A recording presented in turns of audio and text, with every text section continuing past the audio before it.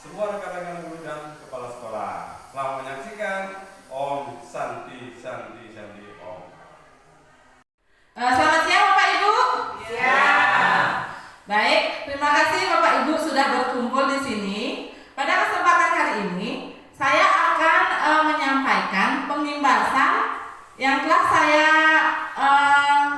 ikuti selama pelatihan pembelajaran mendalam di SD 13 bersama rekan saya Pak Nengah Rendana.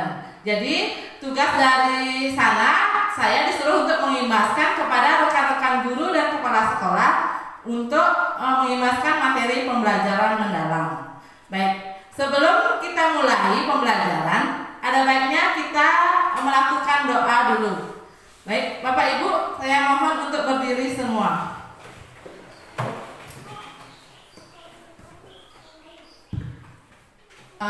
Menurut agama dan kepercayaan masing-masing, berdoa mulai.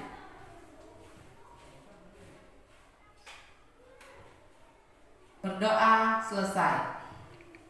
Silakan duduk kembali. Nah, di sini untuk yang pertama saya akan menjelaskan materi tentang pembelajaran mendalam. Sebelumnya, untuk menambah semangat Bapak Ibu, saya mempunyai yel-yel. Jadi, kalau saya bilang SD Negeri 4 Abuan, Bapak Ibu jawab, kami bisa, luar biasa, hebat. Bisa semua? Bisa. SD Negeri 4 Abuan, kami bisa, luar biasa, hebat. Baik, terima kasih. Jadi, di sini saya akan menjelaskan tentang pembelajaran mendalam. Nah, mungkin untuk kita asing tentang pembelajaran mendalam ini, di sini pembelajaran mendalam merupakan pendekatan yang mendalam dengan menekankan pada penciptaan suasana belajar dan proses pembelajaran berkesadaran, bermakna, dan mengembirakan melalui olah pikir, olah hati, olah rasa, dan olahraga secara holistik dan terpadu. Itu pengertian pembelajaran mendalam. Pembelajaran mendalam ini memiliki prinsip. Kita ada 3 prinsip pembelajaran mendalam, yaitu yang pertama yaitu berkesadaran, yang kedua bermakna, dan yang ketiga mengembirakan. Jadi kita bisa singkat dengan BBM. Di dalam prinsip pembelajaran itu harus ada olah pikir, olah hati, olah rasa, dan olahraga. Demi nanti akan mewujudkannya 8 dimensi profil lulusan. Nah, langsung saja. Nah, ini maksud dari olah pikir, olah hati, olah rasa, dan olahraga. Jadi dalam proses pembelajaran itu akan terdapat olah pikir, di mana proses pendidikan yang berfokus pada pengasahan akal, budi, dan kemampuan kognitif seperti kemampuan untuk memahami, menganalisa, dan memecahkan masalah. Yang kedua itu olah rasa. Sebagai proses pendidikan yang bertujuan untuk mengembangkan kepekaan estetika, empati, dan kemampuan menghargai keindahan serta hubungan antar manusia. Yang ketiga yaitu olah hati. Olah hati itu adalah proses pendidikan untuk mengasah kepekaan batin. Jadi membentuk budi pekerti serta menanamkan nilai-nilai moral dan karakter spiritual. Terus yang terakhir yaitu olahraga.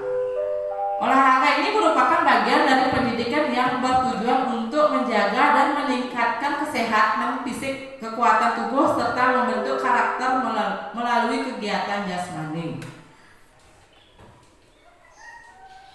Nah, di sini ada kerangka kerja pembelajaran mendalam. Yang seperti yang saya sebutkan tadi, tadi ada di sini dimensi profil lulusan. Di sini ada 8 dimensi profil lulusan yang nanti akan kita bahas. Terus Yang kedua ada prinsip pembelajaran. Nah, prinsip pembelajaran tadi yang saya sebutkan yaitu berkesadaran, bermakna, dan mengembirakan. Ada 3. Selanjutnya yaitu pengalaman belajar. Dalam pengalaman belajar ini siswa harus memahami, mengaplikasikan, dan merefleksi. Di sini juga ada 3. Terus yang terakhir ada kerangka pembelajaran.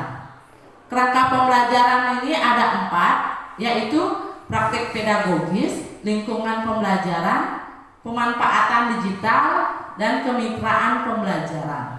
Nah, di dalam pembelajaran mendalam ini yang harus kita pahami dan kita laksanakan. Yang pertama 8 dimensi profil lulusan, yang kedua 3 prinsip pembelajaran, terus yang ketiga 3 pengalaman belajar, terus yang keempat yaitu 4 kerangka pembelajaran. Nah, ini bisa dirumuskan menjadi 8, 3, 3, 4 seperti itu. Nah, untuk 8 dimensi profil lulusan ini, yang pertama ada keimanan dan ketuhanan terhadap keimanan dan ketakwaan terhadap Tuhan Yang Maha Esa. Sama seperti waktu dulu ya 5 profil Pancasila itu ya. Jadi keyakinan teguh akan keberadaan Tuhan Yang Maha Esa. Yang kedua ada itu kewargaan. Individu yang memiliki rasa cinta tanah air serta menghargai keberagaman budaya, mentaati aturan dan norma sosial dalam kehidupan bermasyarakat. Nah, yang ketiga itu ada penalaran kritis. Individu mampu berpikir secara logis, analitis, dan reflektif dalam memahami, mengevaluasi, serta memproses informasi untuk menyelesaikan masalah. Yang keempat yaitu kreativitas. Jadi individu yang mampu berpikir secara inovatif, fleksibel, dan orisinal dalam mengolah ide atau informasi untuk menciptakan solusi yang unik dan bermanfaat. Terus yang kelima yaitu kesehatan. Individu yang memiliki fisik yang prima, bugar, sehat, dan mampu menjaga keseimbangan kesehatan mental dan fisik untuk mewujudkan kesejahteraan lahir dan batin. Selanjutnya, kemandirian. Individu mampu bertanggung jawab atas proses dan hasil belajar sendiri dengan menunjukkan kemampuan untuk mengambil inisiatif, mengatasi hambatan, dan menyelesaikan tugas secara tepat tanpa bergantung pada orang lain. Selanjutnya yaitu kolaborasi. Individu mampu bekerja sama secara efektif dengan orang lain secara gotong royong untuk mencapai tujuan bersama melalui pembagian peran dan tanggung jawab. Nah, yang terakhir yaitu komunikasi.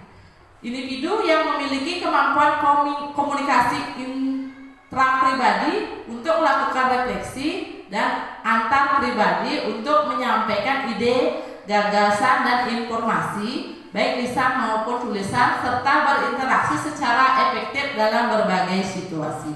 Nah, itulah tadi 8 dimensi profil lulusan. Sekarang prinsip penerapan pembelajaran mendalam. Nah, seperti yang saya katakan tadi ada 3, yaitu apa Bapak Ibu? Bermakna, berkesadaran, dan mengembirakannya. Nah, jadi itu bisa disebut BBM. Nah, jadi bermakna ini, berkesadaran dulu ya. Berkesadaran, siswa itu sadar akan dirinya, sadar saat mengikuti pembelajaran di kelas, dia fokus, konsentrasi, dan perhatian. Kesadaran terhadap proses berpikir. Jadi kesempatan peserta didik untuk menentukan pilihan dan memiliki alasan atas pilihannya. Keterlibatan peserta didik dalam mengembangkan strategi pembelajaran. Nah, itu berkesadaran. Terus yang kedua yaitu bermakna. Keterlibatan peserta didik berperan dalam pemecahan masalah, isu terdekat di kehidupan nyatanya. Terus keterkaitan dengan pengalaman belajar sebelumnya, kebermanfaatan pengalaman belajar yang untuk diterapkan dalam konteks baru. Jadi keterkaitan dengan bidang ilmu lain. Mereka akan belajar sepanjang hayat. Selanjutnya yaitu menyenangkan. Ya, dalam proses pembelajaran kita harus membuat peserta didik kita merasa senang, merasa gembira. Ya, jadi proses pembelajaran ini lingkungan pembelajaran yang interaktif, aktivitas pembelajaran yang menarik minat dan rasa ingin tahu siswa, menginspirasi, terus tantangan yang memotivasi. Tercapainya keberhasilan belajar memberikan ruang untuk prakarsa, kreativitas sesuai dengan bakat, minat, dan perkembangannya. Nah, itulah tadi prinsipnya. Untuk selanjutnya yaitu pengalaman belajar. Jadi pengalaman belajar ini dilakukan secara bertahap untuk mencapai ke level pengalaman belajar. Ada pengetahuan esensial, ada pengetahuan aplikatif, pengetahuan nilai dan karakter. Nah, di sini kita pertama pengalaman belajarnya itu ada memahami ya, memahami. Jadi tahap awal siswa aktif mengkonstruksi pengetahuan agar dapat memahami secara mendalam konsep atau materi dari sumber dan konteks. Jadi pengetahuan pada fase ini terdiri dari pengetahuan esensial yang saya sebutkan tadi, aplikatif dan nilai serta karakter. Terus yang selanjutnya yaitu mengaplikasi. Jadi mengaplikasi pengalaman belajar yang menunjukkan aktivitas peserta didik itu mengaplikasi pengetahuan dalam kehidupan secara kontekstual. Pengetahuan yang diperoleh peserta didik dapat pada tahapan memahami diaplikasikan sebagai proses perluasan pengetahuan. Peserta didik mampu menghubungkan ide-ide, menganalisis dan membangun solusi kreatif dan inovatif dalam pemecahan masalah konkret. Ada selanjutnya yaitu merefleksi. Proses ini di mana peserta didik mengevaluasi dan memaknai proses serta hasil dari tindakan atau praktik nyata yang telah mereka lakukan. Tahap refleksi melibatkan regulasi diri sebagai kemampuan individu untuk mengelola proses belajar secara mandiri, meliputi perencanaan, pelaksanaan, pengawasan, dan evaluasi terhadap cara belajar mereka. Nah, misalnya kayak di pembelajaran kan ada kita perencanaan pelajaran merefleksi, kita memberikan soal-soal terakhir itu untuk merefleksi sejauh mana kemampuan siswa bisa masuk di dalam proses pembelajaran itu. Selanjutnya yaitu kerangka pembelajaran mendalam. Nah, sini ada namanya praktik pedagogis. Jadi praktik pedagogis ini strategi mengajar yang dipilih guru untuk mencapai tujuan belajar dalam mencapai dimensi profil lulusan. Untuk mewujudkan pembelajaran mendalam, guru berfokus pada pengalaman belajar peserta didik yang autentik, mengutamakan praktik nyata, mendorong keterampilan berpikir tingkat tinggi dan kolaborasi. Terus selanjutnya ada kemitraan pembelajaran. Jadi kemitraan pembelajaran membentuk hubungan yang dinamis antara guru, peserta didik atau orang tua, komunitas dan mitra profesional. Pendekatan ini memindahkan kontrol pembelajaran dari guru saja menjadi kolaborasi bersama. Jadi di sini kemitraan itu jadi tidak hanya guru yang bisa memberikan pembelajaran kepada peserta didik, bisa juga dari orang tua atau kita mendatangkan narasumber atau lingkungan sekolah. Selanjutnya yaitu lingkungan belajar. Lingkungan pembelajaran menekankan integrasi antara ruang fisik, ruang virtual dan budaya untuk mendukung pembelajaran mendalam. Ruang fisik dan virtual dirancang fleksibel sebagai tempat yang mendorong kolaborasi, reflektif, eksplorasi, dan berbagai ide, sehingga dapat mengakomodasikan berbagai gaya belajar didik dengan optimal. Nah, selanjutnya yaitu pemanfaatan teknologi. Jadi di sini kita menggunakan teknologi digital. Itu juga memegang peranan penting sebagai katalisator untuk menciptakan pembelajaran yang lebih interaktif, kolaboratif dan kontekstual. Tersedianya beragam sumber belajar menjadi peluang untuk menciptakan pengetahuan bermakna pada peserta didik. Misalnya kita di sini dalam proses pembelajaran menggunakan LCD, proyektor, terus untuk kelas tinggi bisa menggunakan kuisis itu ya, terus mengisi di Google Form itu ya. Jadi kita mau memanfaatkan teknologi, membuat poster juga bisa. Nah, itu 4 kerangka pembelajaran yang harus kita tanamkan. Nah, praktek pedagogis ini pembelajaran berbasis inquiry. Jadi pembelajaran berbasis proyek, pembelajaran berbasis masalah, pembelajaran kolaboratif, pembelajaran STEM, dan pembelajaran berdiferensiasi dan sebagainya. Diskusi peta konsep juga yang termasuk ya. Nah, kalau kemitraan belajarnya lingkungan sekolah, misalnya sekolah-sekolah, pengawas sekolah, guru, dan peserta didik lainnya. Lingkungan sekolah, luar sekolah juga bisa. Terus masyarakat, orang tua, tokoh masyarakat, juga tokoh keagamaan. Selanjutnya lingkungan pembelajaran.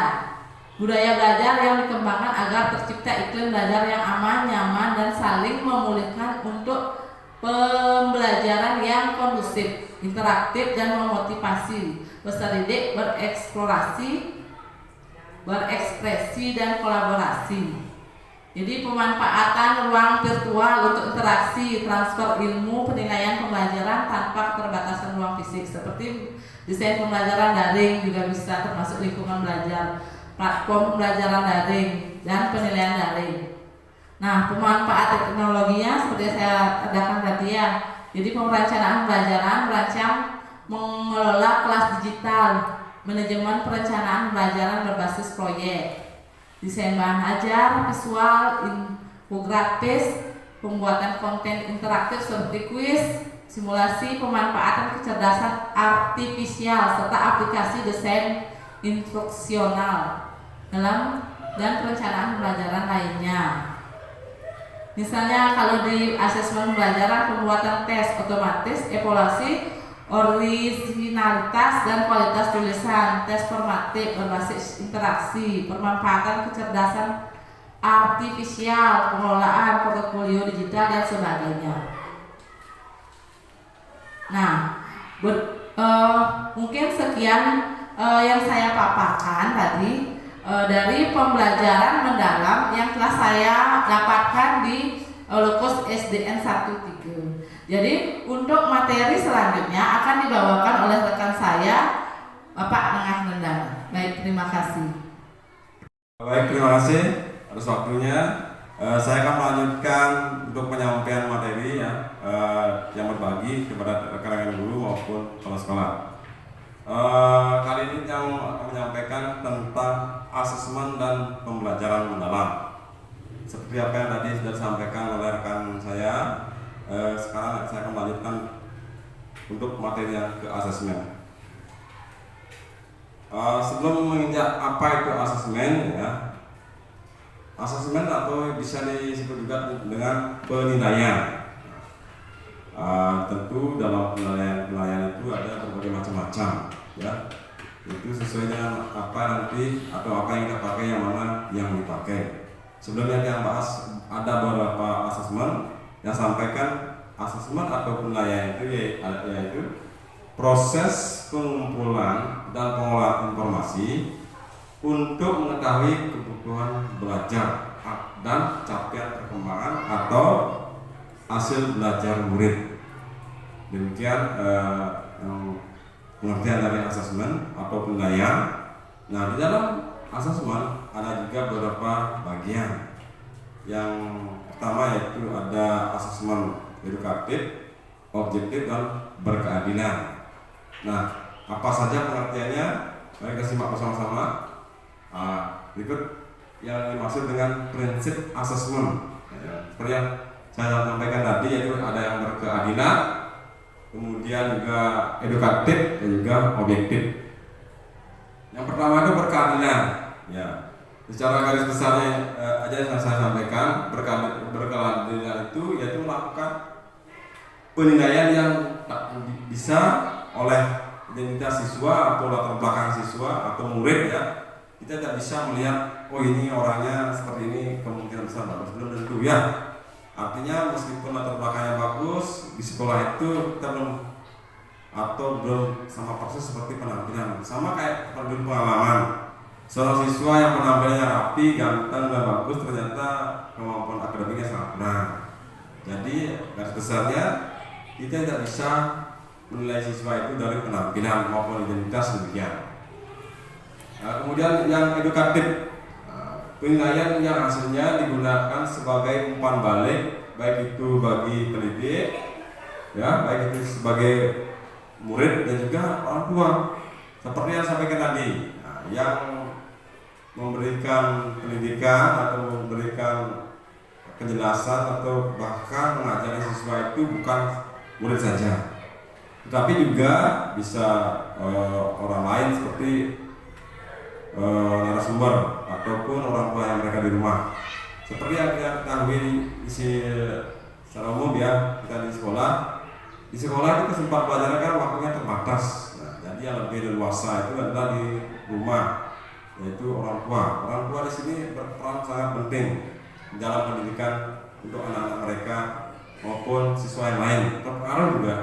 Yang ketiga itu objektif, yaitu penilaian yang didasarkan pada informasi atau informasi fakultas. Ini kan untuk anak-anak ya, faktual ya, informasi faktual atau pencapaian perkembangan atau hasil belajar secara didik. Itu hasil akhirnya. Nah, demikianlah dari prinsip asesmen ada 3 ya. Saya lanjut lagi. Nah, ini pengertian yang tadi. Apa itu asesmen pembelajaran asesmen pada pembelajaran mendalam?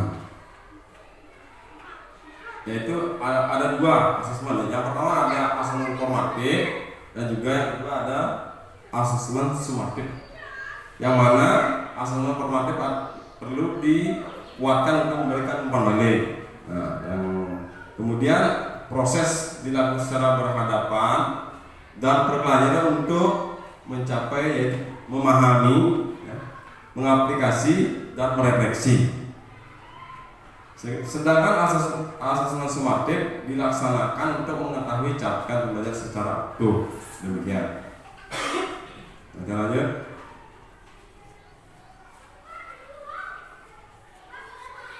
Berikutnya itu asesmen yang digunakan tujuan asesmen digunakan untuk apa? Ya. Yang pertama itu memahami sejauh mana kedalaman pemahaman yang telah dicapai. Yang kemudian yang kedua, merancang aktivitas belajar yang mendorong murid untuk naik ke tingkat pemahaman yang lebih kompleks. Ya, yang ketiga, memberikan umpan balik yang lebih cepat, tepat sasaran berdasarkan level pemahaman. Nah, demikian. Pada pengalaman belajar itu mengaplikasikan dan merefleksikan murid mengalami pendalaman atau pengetahuan level yang dimaksudkan atau rasional dan level eksternal atau abstrak diperluas. Itu merupakan yang merupakan HOTS atau High Order Thinking Skill. Demikian. Sehingga guru perlu mengembangkan asesmen yang mengarah pada HOTS, ya, murid untuk mencapai pendalaman. Bapak Ibu mungkin sudah mengenal apa yang maksudnya HOTS, seperti contoh soal HOT yang mana, kan demikian. Ya, yang mana yang dimaksud dengan soal HOT. Ya. Baik Bapak Ibu, untuk kayaknya jam segini rasanya gimana ya? Biar lebih semangat lagi ya, lebih kompak lagi. Bapak Ibu berdiri sebentar aja. Ayo berdiri sebentar aja. Kita akan lakukan refleksi atau pegangan aja ya. Itu saya punya namanya hukum Lope ya. Yang pertama Lope kecil, tangan begini ya. Kemudian Lope sedang, kemudian Lope besar. Yang terakhir Lope jumbo, nanti berpasangan ya. Berpasangan nanti ya. Kalau nggak ada gini aja ya. Oke, siap? Oke, tepuk Lope. Lope kecil, Lope sedang, Lope besar, Lope jumbo. Oke, terima kasih Bapak Ibu. Oke, silakan duduk. Baik, saya lanjut untuk berikutnya.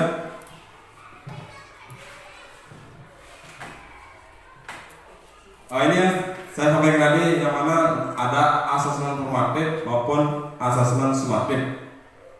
Nah, apa yang maksud dengan asesmen formatif? Yaitu asesmen yang bertujuan untuk memberikan informasi atau umpan balik bagi pendidik dan murid untuk memperbaiki proses belajar. Nah, di asesmen formatif ini dilaksanakan ada yang namanya asesmen di awal dan juga asesmen di dalam proses. Kemudian kalau yang asesmen sumatif itu asesmen dilakukan untuk memastikan ketertarikan tujuan pembelajaran pada jenjang pendidikan dan menengah. Ya. Yang mana asesmen ini bertujuan untuk menilai pencapaian hasil belajar murid sebagai dasar penentuan. Yang pertama itu kenaikan kelas, ya. Dan yang kedua kelulusan dari satuan pendidikan. Nah, tentu yang mana dari kelas 1 sampai kelas 5 tentu dipakai untuk acuan atau dasar pada kenaikan tingkat atau kenaikan kelas. Nah, sedangkan untuk kelas terakhir atau kelas 6 itu tujuannya untuk menentukan kelulusan, apakah mereka sudah layak naik tingkat atau naik kelas, dan juga apakah mereka sudah layak untuk lulus dari satuan pendidikan. Demikian. Baik, saya lanjut. Nah, di dalam asesmen juga ada yang namanya autentik dan holistik, ya. Yang mana autentik itu adalah penilaian yang mempresentasikan realitas kehidupan atau konteks sehari-hari, berfokus proses dan produk belajar dalam konteks yang nyata dan bermakna. Ini tujuannya yaitu mengukur kompetensi nyata seperti pemecahan masalah, berpikir kritis, ya, berpikir kreatif, dan kolaborasi dan juga komunikasi. Sedangkan yang holistik, ya, penilaian yang melihat keseluruhan aspek kemampuan siswa secara utuh, ya, dan terpadu. Yang dimaksud dengan terpadu itu adalah pengetahuan, keterampilan atau sikap dan sikap, gitu. Dapat digunakan sebagai dimensi pembelajaran untuk memberi gambaran komprehensif terhadap perkembangan siswa. Demikian. Baik, saya lanjut lagi. Ini yang namanya asesmennya ada penilaian formatif maupun sumatif. Nah, di dalam asesmen formatif itu ada bagian juga, yaitu yang namanya asesmen learning, dan yang kedua asesmen for learning. Nah, sedangkan bagian dari penilaian sumatif itu ada asesmen of learning. Nah, asesmen dan for learning itu merupakan proses, ya, merupakan proses. Kemudian untuk of learning itu biasanya dipakai penilaian akhir, ya, penilaian akhir untuk asesmen, ya. Ada contohnya seperti ujian akhir semester, ya, atau ujian sekolah. Itu untuk yang openingnya. Sedangkan kalau asesmen maupun porning itu dipakai dalam proses, misalnya sehari-hari atau penilaian harian, ya, atau itu bisa diadakan remedi kalau asesmennya sama porningnya. Kalau opening itu kan penilaian akhir, ya, penilaian akhir itu tidak ada remedi lagi. Ya, contohnya kayak ujian sekolah, ujian kenaikan kelas, itu tidak ada lagi yang namanya remedi. Kalau asesmen dan porningnya masih bisa. Nah, baik, kita lanjut. Yang di bawah ini ada contoh atau teknik asesmen, ya. Ada observasi, proyek, kinerja, tes tertulis, dan juga penugasan. Nah, itu untuk ini tidak asingkan saya. Untuk selanjutnya saya akan lanjut ke materi inquiry kolaboratif. Baik, Bapak Ibu, kita lanjut ke materi yang namanya inquiry kolaboratif. Untuk penjelasan tentang inquiry kolaboratif, yaitu pendekatan berbasis tim yang memungkinkan guru untuk bekerja sama dalam mengidentifikasi tantangan di kelas, merancang strategi pembelajaran, dan secara berkelanjutan merefleksikan serta menyempurnakan praktik pengajaran.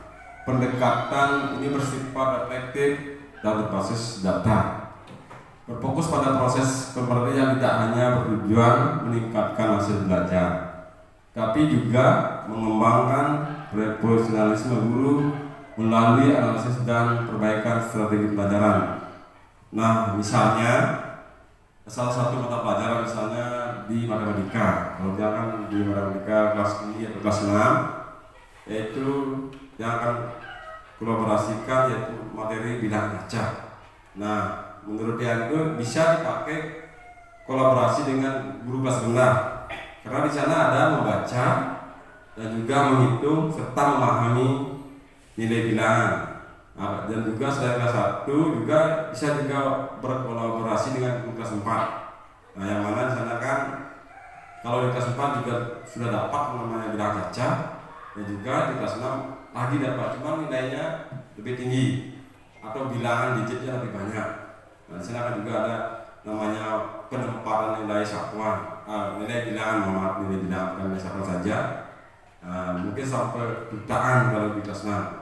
Itu kita contohkan salah satu yang namanya kolaborasi, guru kolaboratif yang nama kolaborasi dengan guru kelas lain.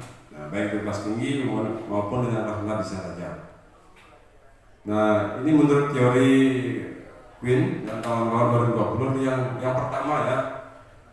Mereka menjelaskan mengidentifikasi tantangan nyata di kelas. Nah, mungkin Bapak Ibu guru kan sering menemukan masalah di kelas ya, tantangan cukup lumayan banyak. Setiap hari mungkin sudah berbeda lagi masalahnya ya.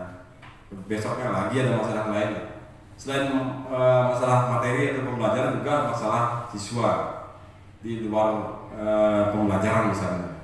Kemudian ini tujuannya berkolaborasi itu untuk mendesain pembelajaran atau strategi pembelajaran ya, yang tepat dan sesuai dengan kebutuhan murid atau siswa. Yang ketiga yaitu menerapkan strategi yang tersebut sambil melakukan refleksi terhadap penerapannya untuk kemudian menyempurnakan praktik pengajaran yang ada. Dan demikian menurut teorinya dari Quinn dan kawan-kawan 2020 ya, tentang inquiry kolaboratif. Mereka memberi penjelasan apa itu inquiry kolaboratif, yaitu sebuah siklus yang berfokus pada 4 komponen utama. Yang pertama kan ada assess, ada dissect, kemudian ada implement, yang ketiga ada measure, reflect, and think. Yang dalam bahasa Inggris kurang memahami atau kurang mengerti. Ada banyak ke prinsip-prinsip inquiry kolaboratif. Yang pertama prinsip inquiry kolaboratif. Yang pertama itu yang berbasis data dan bukti. Nah, setiap keputusan dalam inquiry kolaboratif didasarkan pada data nyata yang diambil dari hasil pengamatan kelas dan data hasil belajar murid, sehingga perbaikan yang dilakukan relevan dan efektif. Hal ini membedakan inquiry kolaboratif dari praktik refleksi biasa, karena semua langkah yang diambil adalah respon terhadap kebutuhan nyata yang terungkap melalui analisis data, bukan hanya berdasarkan asumsi atau dugaan. Yang untuk yang berbasis datanya. Yang kedua itu kolaborasi yang setara dan bermakna. Nah, yang mana ini yang dimaksudkan semua peserta guru, kepala sekolah, orang tua murid, ya, murid atau mitra pendidikan lainnya. Mitra pendidikan kalau kita di tingkat SD mungkin dengan komite sekolah dan juga mungkin instansi yang lain. Seperti kalau kesehatan kita dengan puskesmas misalnya.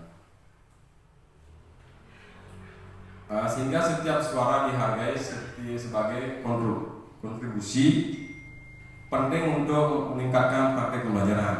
Nah, yang ketiga, ini ada budaya profesional yang terbuka dan reflektif.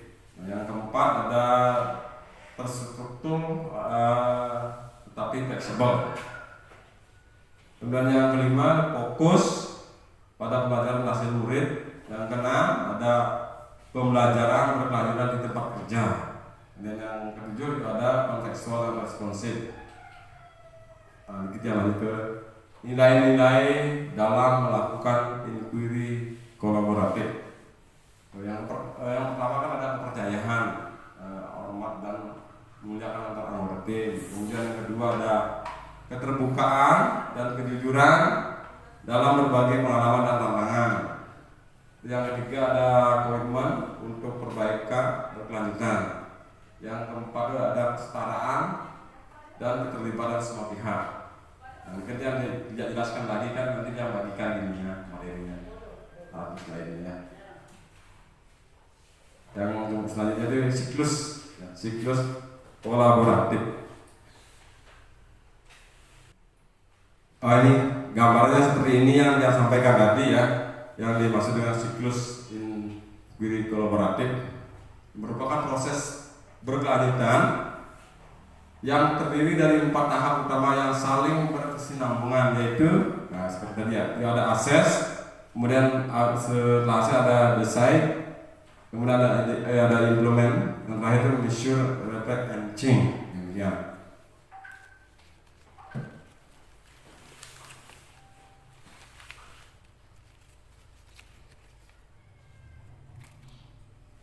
Ini assessnya, assess atau identifikasi. Di mana tahap ini ya pada dalam siklus inquiry adalah yaitu proses memahami secara mendalam siapa murid yang ada di hadapan kita dan apa fokus inquiry kolaboratif yang ingin didasar atau disasar ya, bukan didasar, disasar. Nah, tahap ini menjadi fondasi utama bagi ke seluruh siklus pembelajaran dan perbaikan praktik. Komprehensif mengenai murid antara lain ini komprehensif mengenai murid yang pertama itu minat, ya, kekuatan dan kebutuhan belajar murid. Kemudian yang kedua itu ada gaya belajar dan kecepatan berpikir masing-masing murid. Yang ketiga ada bakat dan ketercapaian murid terhadap materi persyarat. Yang keempat ada cara murid bekerja sama, menyikapi tantangan, menghadapi kegagalan, proses belajar secara keseluruhan. Yang kelima itu ada apa yang perlu dan ingin dipelajari murid. Dengan mempertimbangkan kerangka pembelajaran, prinsip pembelajaran,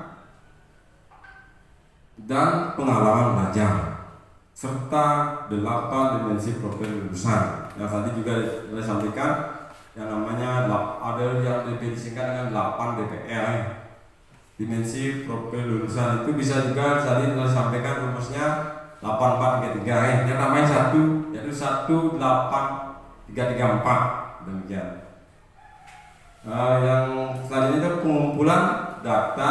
Ini dilakukan secara berbagai sumber atau metode yang seperti ada asesmen awal yang sampaikan tadi, yaitu untuk mengetahui pengetahuan dan keterampilan awal murid. Yang selanjutnya itu hasil asesmen dan evaluasi sebelumnya, seperti nilai ulangan, tugas dan portofolio. Yang ketiga itu observasi langsung proses pembelajaran di kelas, termasuk interaksi dan keterlibatan murid. Yang keempat itu ada feedback dari murid, orang tua, dan juga pemangku kepentingan lain, maksudnya kemitraan dalam belajar maksudnya. Ada lagi nih, mungkin ada juga beberapa pernyataan kunci yang menjadi panduan ya, pertanyaan kunci yang menjadi panduan dalam tahap ini. Mungkin ini yang jelaskan lagi nih, yang langsung aja ke desain nih, desain. Lagi desain.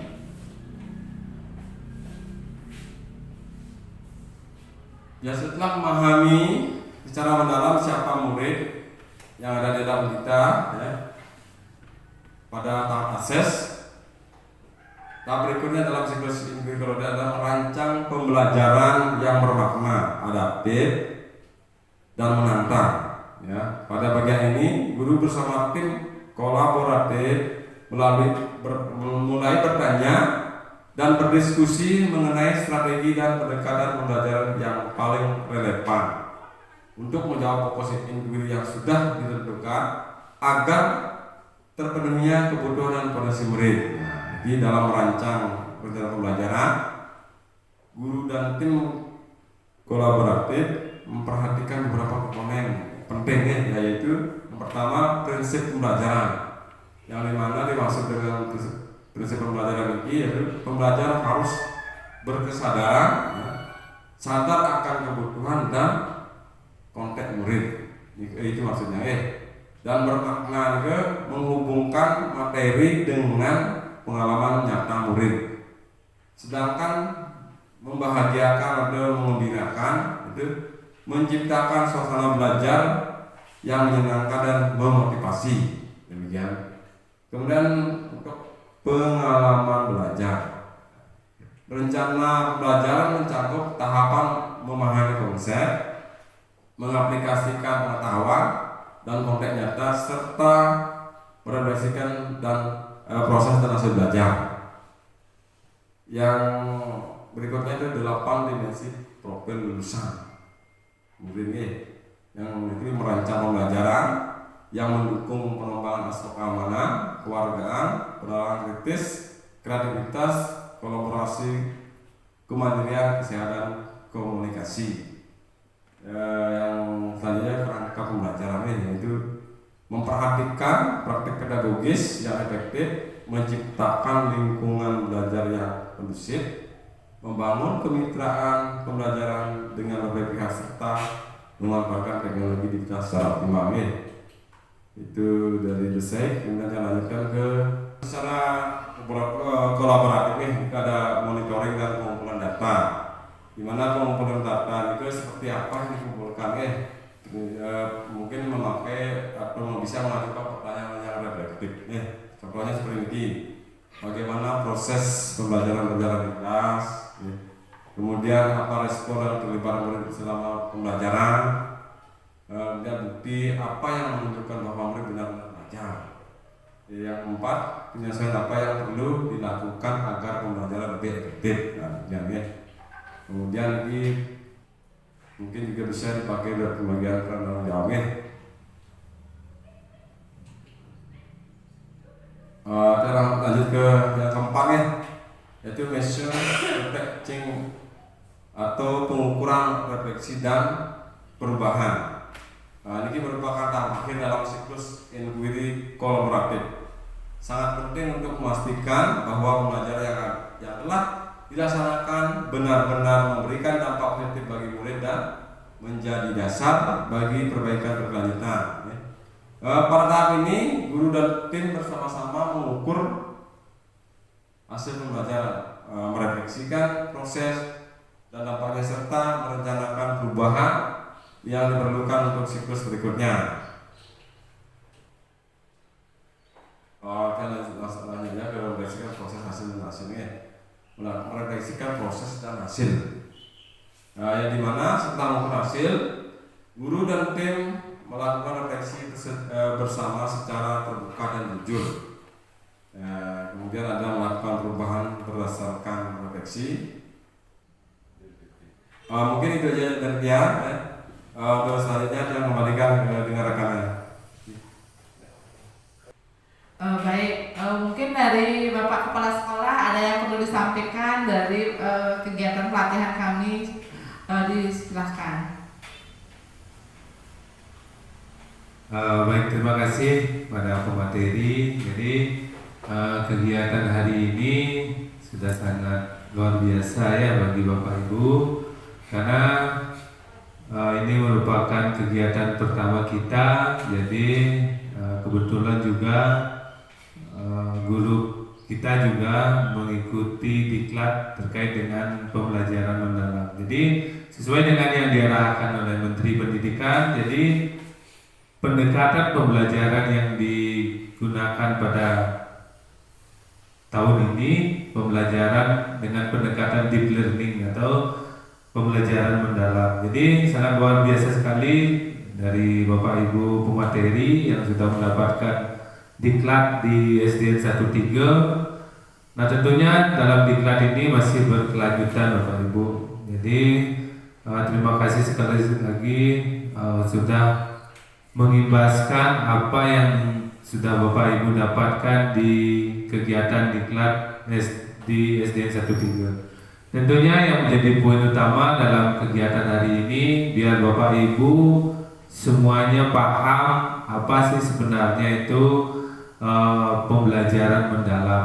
Jadi seperti yang disampaikan tadi, pembelajaran mendalam itu pembelajaran yang memuliakan anak didik kita. Jadi yang ditekankan itu memuliakan. Jadi yang memuliakan itu saling menghargai, menghormati dan mempertimbangkan potensi, martabat dan nilai-nilai kemanusiaan.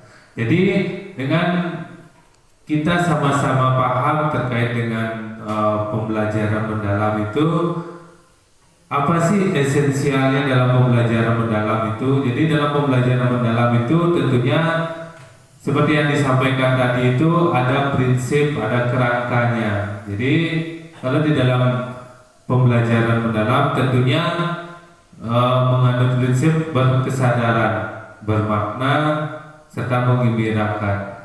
Nah jadi dari prinsip itu akan dimulai olah hati, olah pikir, olah rasa, olahraga. Nah jadi dari struktur itu tentunya akan mencapai lulusan atau mencapai peserta didik yang terarah ke 8 dimensi profil lulusan. Jadi ini saja yang perlu saya tekankan kepada Bapak Ibu, terutama Bapak Ibu yang sudah mendapatkan pengimbasan materi pada kesempatan hari ini. Tentunya juga dalam kegiatan asesmen juga sudah banyak disampaikan. Terima kasih sekali lagi. Nanti mari kita bersama-sama menyusun kegiatan ini. Artinya kita tuangkan ke dalam bukti nyata kegiatan kita, proses pembelajaran kita, sehingga apa yang menjadi arahan bisa kita laksanakan dengan baik. Jadi itu saja yang bisa saya sampaikan dalam kegiatan ini. Tentunya kegiatan ini bukan hari ini saja, tentunya akan berlanjut di kesempatan berikutnya untuk saling berbagi tentang pembelajaran mendalam. Jadi sekian yang bisa saya sampaikan. Mohon maaf jika ada salah kata. Saya ucapkan terima kasih. Untuk waktu saya kembalikan kepada pemateri. Baik, terima kasih kepada Bapak Kepala Sekolah yang telah menyampaikan atau mempertegas kembali tentang pelatihan kami.